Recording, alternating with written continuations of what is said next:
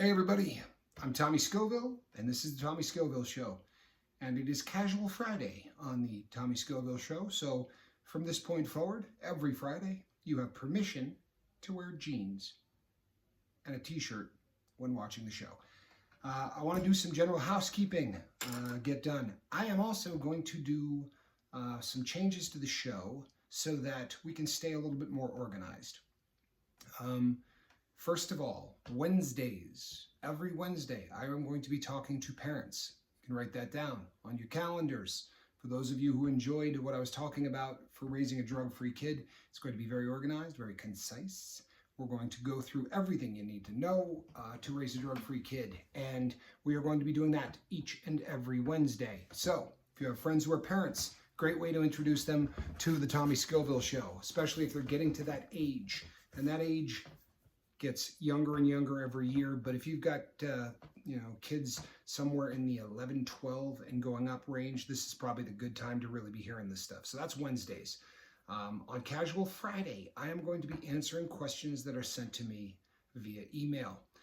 There are a lot of questions that are asked by so many people that I feel the need to address them, and I don't want to type them out to every single person that emails me. So and then questions that come up in the comment section. All of those are going to be addressed on Casual Friday. So if you have some questions, I will tell you that you can ask any question you'd like.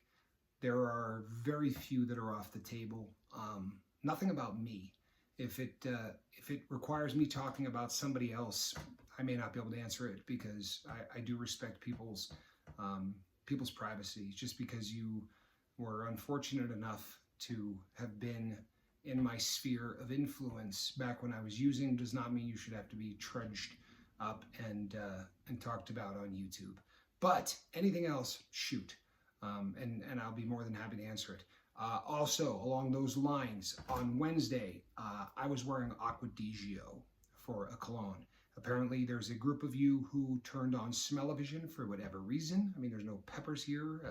We're not doing any kind of snack things like they do at Chase the Heat, but for whatever reason, some of you felt the need to turn on smell-o-vision and were wondering what cologne I had bathed in, I believe was the one of the comments said. So apparently I went a little heavy, but it was Acqua di Gio. That's going to be Friday that we're answering those. Now, if you've watched Chase the Heat, and pretty much everybody here has, you know that in Tommy's picks, I like to slide in a couple of comments every once in a while that really praise Johnny, just because it's fun to watch him get uncomfortable. And I never really understood it. I thought, come on, how cool would it be to just have that many people saying that many nice things? Be careful what you wish for. There's no product on this show, people. I don't review products. Really, it's just me talking. So if you like the show, you're not in a position to say, oh, I love, that sauce, or I've tried that and I really love it. So a lot of comments say some really nice things about me, and that's awesome. I promise you, it's a great feeling. It's also got the potential to be a little overwhelming, and I don't want to end up getting to a point where either I'm so uncomfortable that I resent it, or just as bad, it goes the other direction and I go, and my head gets so big that I'm going to have to buy different camera equipment in order to facilitate getting it in the widescreen. I'm the mayor of Realville, people, and I was blessed in such a way to get a jump start on this show that nobody gets. And I'm also the mayor of Realville. You all could have showed up and said, wow, that stinks, and been gone. Instead, I get comments that some of them are just, hey, this is the best show I've ever seen on YouTube. It's such a cool thing to read, but I don't want it to go to my head, and maybe you're just not looking at enough stuff on YouTube. I don't know. I've also been called a national treasure, and people, I appreciate that. I really do, but I'm not a national treasure. So I am implementing a rule at Chase the Heat, at the Tommy Scoville Show that I think you guys are going to like, and I really need you to do this for me. We're going to keep things in perspective. So you can say I'm a national treasure. If you feel that, please say it. I'll take it. But any kind of comment that talks about the fact that I'm great, or that I'm a great guy, or that this is the best show you've ever seen on YouTube, or anything like that. You need to preface it with, "You're lucky I'm watching." You can church that up. You can say it any way you'd like. You can say that, "Hey, you're blessed that I'm watching. You're lucky I'm here." Anything like that. It's going to do two things. It's going to keep it in perspective. So that when I read this, I go, well, I'm a national treasure. And boy, am I lucky that this person is here, because I am. Let me brag for a minute. In the first week that we've had a show here, we had thousands of downloads, which is just awesome. And hundreds and hundreds of hours of view time. And I'm bragging not about me, people. I'm bragging about you. I didn't watch the show. You people are inviting people to the show, and you people are showing up, and you're watching, and you're leaving comments, and that's awesome. So I'm bragging about you right now. What a week that this show has had because of you. And I don't ever want to lose perspective of the fact that this is about you, and that I'm really, really lucky. So I would like you to just preface all of those comments with, "You're lucky I'm here. You're blessed I'm here. You're lucky I'm watching." Go ahead, get creative. Now, the second thing that this does, other than keep things in perspective, is it creates a very cool, new, sort of joke, kind of almost, that's unique to this show. And everybody knows that that's awesome. We're a club, let's be honest. And we're much more of a family than anything that you see out there in social media, on YouTube or anywhere else. And obviously that started with my big brother. You know, there are some unique things at Chase the Heat that make the show unique, and that's all part of, you know, the bus. Well, the bus in general, right? We call it a bus. That's super cool. This is not the bus, but for those of you who have been to Chase the Heat, you know what the bus is. How about the fact that there are at least 9 that I can think of, women who work at Chase the Heat named Karen? What are the odds of that? But the fact that you all know that is really funny. And the fact that, you know, you never have a problem bringing that up is super funny. Take it from a guy that reads every comment. So here at the Tommy Scoville show, we got our first cool inside joke, do we not? You're going to say, right? What is it? I knew Elwood wasn't going to pay attention. Hey, what you're going to say is, "You're lucky I'm watching." And think of how funny it's going to be if you were to show up for the first time and you've never been here, and you see a video and you think, "Wow, I like that. That was cool. You know, this guy does a good show." And you start to go to leave a comment, and 40 of them that you read says, "Hey, man, you're lucky I'm here." You're lucky I'm watching. That's awesome stuff, and it's going to keep me in perspective. And please do this for me. I'm begging of you. Please do this for me, okay? And now let's talk about some stuff. Yesterday's show was amazing. And I don't mean me. I mean the comment section. You know, we talked about the reward of what goes on in the brain with drugs, not the actual buzz, but how the reward part of the brain starts to make the addictive process really sort of pick up speed. And there was a comment by James J, which kept getting a 404, so he emailed it to me. And I was going to read it to you in its entirety. What I would ask you to do is just pop on and read it, because it'll take less time of the show, and you know I get long-winded. But he talks about his addiction to cigarettes, and he talked about how bad it got. And as an example, he talked about a storm that was life-threatening. Don't be on the road kind of storm. And he didn't have cigarettes. And in spite of the fact that his wife begged him not to go, he risked his life, literally, to go and buy a carton of cigarettes. And no matter what he tried, he just couldn't seem to quit. But he realized, astutely, by the way, that by keeping a half a carton of smokes and an open pack around, that the desire was less. And by having it there to be able to use whenever he wants, he was actually able to quit this. It's one of the reasons that they drive home the one day at a time, especially when you first start, because the prospect of never being able to use your drug of choice again is, for some people, too much to bear. But to say, you know, you're not going to have a beer today, for a lot of people, that is sort of the golden bullet that will allow you to actually start the process of recovery. And I think that that is amazing. There was another great comment, and it slips my mind now who left it, so you'll have to go to the comment section. But he left a comment about a heroin addict, 30-year user, who told him that just having the dope in his hand was like fixing. That for a period of time, he was fine. It was almost like the fix. The brain is so powerful, people, but it has its limitations. So let's touch on one of them that you can use and that is essential to use. Science will tell you that this cannot take up space that something else is already in.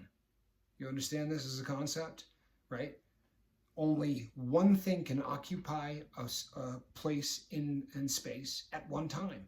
I can't put this and another one in the exact same place. You understand this? This is a basic concept? Yeah, okay. The brain is the exact same way. Your brain cannot really concentrate on two things at the exact same time. That's not to say that you can't have a tune going in your head while you're nailing a board, but if you sit down and try to think about something and really concentrate on thinking about one thing, try then to think about two things at the same time. And the brain doesn't do it. There are people who have tried and gotten better, but it really doesn't work. One of them is always going to dominate. This is why meditation is so difficult for so many people, because the idea of clearing the brain of everything is a very difficult thing to do. And we'll touch on meditation in a later show. But the point being, if your brain is telling you to feed me, right, and all you can think about is making the call, driving to the liquor store, whatever the case may be. This is why someone trying to help you get sober, a sponsor, a friend, a brother, whatever, will say to you, call me before you drive to the liquor store. Because if I can talk to you, if we can sit and have a conversation and have dialogue, more often than not, if you can just bridge that first couple of minutes and beat that thought down into the subconscious, you're going to be able to get through that initial that desire that that takes over. Now, in the first 2 weeks, this is really a difficult thing because, as we talked about yesterday, and I'm using alcohol as an example again, for the first 2 weeks, your brain chemistry has not gotten back to normal, and until it does, a lot of these practices are difficult. But because two things can't occupy the brain at the same time, we can use that to our advantage. Exercise is awesome, because exercise does two things. Number one, you'll be concentrating on the exercise. And number two, you're going to start putting a neural pathway from one place to another in the brain that gives you that reward chemical. And when you start to do anything within the brain, you're literally laying a cable.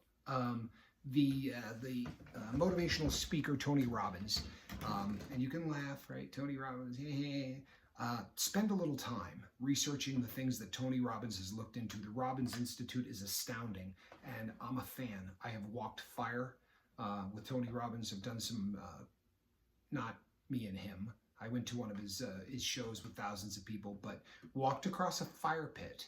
And right before I went, he took a piece of paper and threw it on the pit, and it caught fire. And he was actually the person that worked the pit I was walking. So when you get halfway across, they put their hand out. Man's hand is this big. He's one of the man is huge. His head is twice the size of mine. I'm not sure you could get it in this frame, but the Robbins Institute has done ridiculous research, and you literally lay a cable. There is a line that goes from one place to the next. And the more you do it, the thicker that cable gets. And it's one of the reasons that the addiction process just kicks our can the way it does. The ritual, right? Let's say your drug of choice is heroin. And let's say your method of delivery is using a needle. Well, it comes in a little balloon, right? First thing you do, you tear the top off of that balloon. Inside the balloon is a little square piece of plastic that holds the heroin from sticking to the balloon, right? So you unwrap it, you get the sticky part off of there, you throw it in the spoon. This ritual is laying cable in the brain every single time you do it. And a junkie is going to do this 3-4 times a day, sometimes for 25 years. Do you realize the size of the cable that has been laid in the brain? So we have to start laying new lines, and not lines, cable. I don't want you thinking lines, you know what I'm saying. But you have to start laying new cable from one neural pathway to the next so that we give it a new reward. And exercise is awesome for a lot of reasons. Number one, this thing is important to the entire design. You understand? So it's really tough for people whose problem is overeating, because the taste is awesome, right? Food is something that we get a reward from, even if you're not someone who overeats. But then you're going to get the reward from the bad behavior of eating when you shouldn't. And it's going to start breaking down the temple that is your body. So one of the things we really need to take a hard look at, if you want to live your best life, you need to work on the body. You really do. I'm not telling you that you got to be the dude on the cover of Men's Journal, but you got to start taking care of yourself. You got to start putting things into your body that are going to make you healthy. Like a steady diet of high fructose corn syrup, artificial sweeteners, saccharin, aspartame, all of these things, nothing will make you healthier. You realize that I am being facetious? These things are awful. They really are. Fruits, vegetables, nothing wrong with meat, people. Unless you eat ridiculous amounts of it, there's nothing wrong with meat. But you really need to start looking at the body, regardless of what it is that is your stumbling block, whether it's addiction, whether it's whatever. The body is something that you really have to take a look at. So exercise is key. And I don't care if you're 450 pounds. I really don't. There is a gentleman, and I hope he's going to watch this tonight, a very close friend of mine by the name of Austin. And if you're watching, Austin, I love you. So I say this with love. But Austin was one of the most negative people you've ever met in your life. Negative. Like nobody you've ever met. And I remember one day where he said to me, I said something, I said, I just finished weighing myself. And he goes, what did you weigh? I said, about 260 pounds. And he goes, well, wow, I'm only like 20 pounds heavier than you. And you have to realize that this man was visible from space. So I said, you're 20 pounds heavier than me? He said, yeah. I'm like, Austin, you gotta be kidding me. We went down and got on the scales, and he found out that he was a good chunk over 300. And I ribbed him, I needled him, and I remember walking by his cell. This is a man I met in prison. I walked by his cell, and he looked like he was doing Jane Fonda. This was not a man he was lifting his arms, all right? And then he was sort of just walking back and forth, and he was doing the most basic. I thought, man, what a joke, with all due respect. I really did. The before and after pictures of Austin are mind-bending. This man lost a body. He lost a human being, and he did it with the smallest baby steps you've ever seen. And I remember watching this, and the next thing you knew, he was walking in circles on the inside of a unit in prison. And I remember walking, it was 300 and some odd paces to go around the inside. And he would do it at a clip. And he was still a big man, and people would have to get out of his way, but he would do it around in circles, and he was religious about it. And a crazy thing happened. This negative cat stopped being negative, really just started to become a great person, and has built himself into a person I love.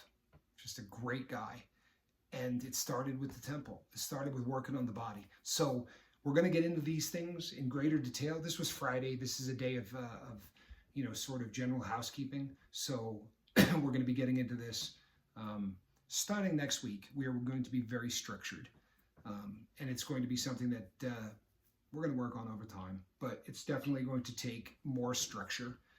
There is going to be one day a week, starting maybe not next week, but the week after, where it is story time, because I've gotten enough emails from people that say they still want to hear more detail about certain things from my life and some of the funny stories. If that's really something that you want, you can put it in the comment section, because they've been getting them via email. If that is something that people want, I'll do it. So we're going to try to wrap this one up, but I really appreciate everybody tuning in. I really do. I appreciate the fact that you're telling other people about the channel, because it's happening. I got a comment the other day that said, Elwood, told me about your show, and I absolutely love it. Of course, if you were to leave that comment today, you might say, you're lucky I'm here. This is a great show. I can't wait to read those. I really can't. And then one last thing. There was one comment yesterday about the dogs, the wolves that fight, and from this hundreds of year old story. And this gentleman was very disturbed that these wolves were fighting one another and they didn't have a choice to do that. Let me tell you that in the story, these brave men that were sent down there to fight weren't getting up every morning going, hey, send me to go get killed. But regardless, I did a really bad job. I did a horrendous job telling the what wolf are you feeding? Because if someone took away from that, his question was, how is it better that these wolves are going to go and kill themselves? They didn't get a choice to go fight. How is that better than men going down and killing themselves who chose to do so? If that's what you took away from my message, man, I blew it, and I'm sorry. Next time, I'm going to tighten up my game. I really am. The purpose of that story was not about that at all. And I don't condone dogfighting. I don't condone animal cruelty. In fact, it's one of the few things left on this planet that I'll swing on somebody for. I have become a very, very cool person. If you hurt a child or if you hurt an animal, I'm going to hurt you. I'm going to come at you. It's just one of those things. Maybe it's something that's ingrained from doing time, but or my family. I mean, other than that, I'm going to talk my way out of just about anything on this planet. But if you're going to hurt something that you're hurting just because you're tougher than them and just because you're stronger, and I see this, I'm coming at you. And I don't know that I'm ever going to get over that. Maybe someday I'll be a better person, and that's something that I can just completely get out of my head. But so I assure you, I'm not happy that the wolves were killing themselves, bro. But this was hundreds of years ago. It's a story I read on a trailhead, and the purpose of the illustration was just which part of your brain are you concentrating on, positive or negative? Illustration used to exercise the point. How is it better? I'll be really honest. As much as I love animals, I love people more. I don't want to see a dog hurt, but if a dog dying meant a human being didn't, that's good. I'm sorry. And you can get mad at me at that. I'm sorry that I didn't do a better job conveying the story. Truthfully, I apologize. I'm going to try to tighten up my game and get to the point where when I use an illustration, the illustration is what comes across and not the minutia of the 100-year-old story or whatever. So I apologize. I will strive to do better. Keep in mind, next Friday, wear whatever you want, and don't turn smell-o-vision on. This is, it's The Office. You don't need to be smelling. There's nothing cool to smell. Turn off your smell-o-vision. Okay. I love each and every one of you. I really do. I'm blessed that you're here. I'm lucky that you're watching. Leave comments. You know the rules. I am Tommy Scoville. This is the Tommy Scoville Show. If you dig it, please subscribe. I would appreciate that. If you want to help the show, tell every single person you've ever met about it. All right. Tell some people about it. And I will see you at the same bat time, the same bat channel tomorrow. All righty? Thank you, folks. Have a great day. God bless.